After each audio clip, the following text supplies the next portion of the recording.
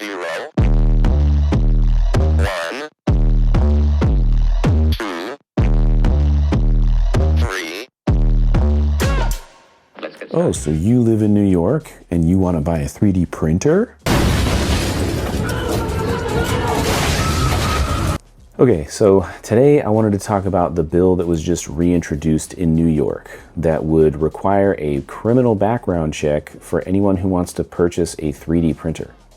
And it would also ban the sale of 3D printers to anyone who is not allowed to purchase a firearm. This is the second time that this has been introduced. The first time was back in 2023, and it luckily back then didn't pass. But now it's back on the docket, and as of right now, January 2025, it is in the public comment phase. So if you live in New York, now would be a great time for you to contact your representatives and let them know how terrible of an idea this is.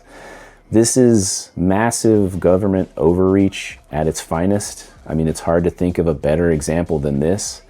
A 3D printer is just a tool. There's more things that you can print with a 3D printer that are not gun related than there are gun-related things to print, you know? Like, if they're gonna regulate 3D printers, then what's next?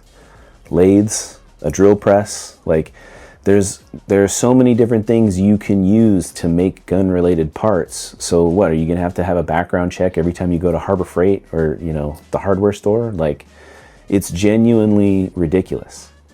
And the other issue with this type of law is, let's imagine a scary world where it passes, okay? First of all, you already know that if it passes in New York, California's next, right? All of the super blue states that hate guns, they'll immediately follow New York's lead and they'll require background checks for 3D printers. But if they were to pass this law, once they have that kind of control to where they can treat a 3D printer like a firearm, what's to stop them from passing more laws that say, okay, so we start here where any 3D printer that can print a firearm is now requires a background check. Well, we're going to take it one step farther. No 3D printer is allowed to print a firearm, right? Because as of right now, even if the law passes, you can still print whatever you want. There's no way for them to interact with what you're doing in the privacy of your own home. There's no way for them to see what you're printing. But if they set the precedent that your 3D printer is now a firearm, it requires a background check, they could just as easily pass another law that says, hey, if you own a 3D printer, you have to use our cloud service that analyzes your 3D print. So you're not allowed to print anything without us giving you approval. It's a very slippery slope. I mean, think about all the anti-gun states and all of the things that gun manufacturers have to do to try to keep selling guns in those states, like California. How many California compliant guns are there?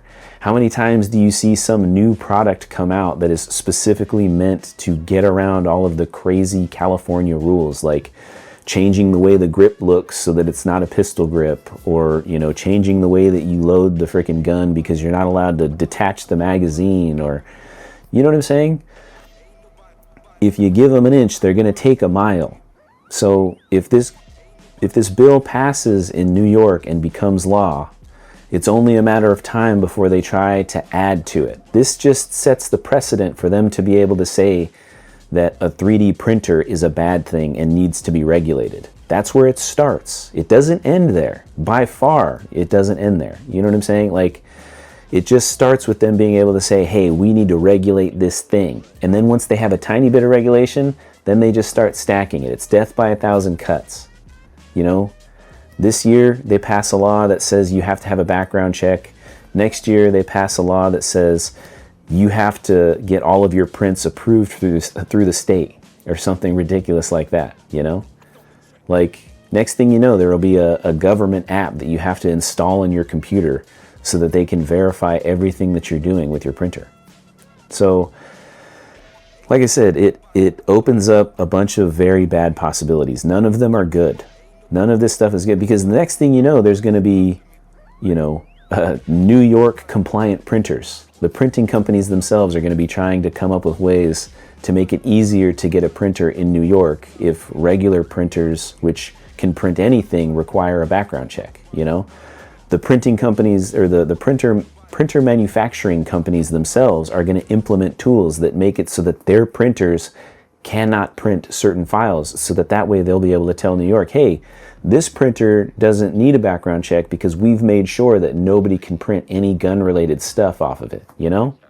So, like I said, it's a slippery slope. It's bad for everybody. There is absolutely nothing good that comes from this kind of law and this type of attempted regulation. You know, New York loves to try to spread propaganda and fear about ghost guns and undetectable firearms, but the fact of the matter is they really just don't exist. Like, Luigi Mangione didn't use an undetectable firearm. He literally used a Glock with a printed lower. Glocks are already polymer to begin with. He couldn't have made it through a metal detector. He took the guy outside. Like, if he had tried to go in the building, he for sure would have set off the metal detectors. Like, that's the thing about, even if you use your printer to print firearms related stuff, you still end up using a lot of metal. Like, I did a video on the 3011. The whole lower part's printed and all the accessories and stuff are printed, but it still requires a full slide from a 1911 and all the parts, the barrel and every little friggin' spring and whatever. Like, it's all there.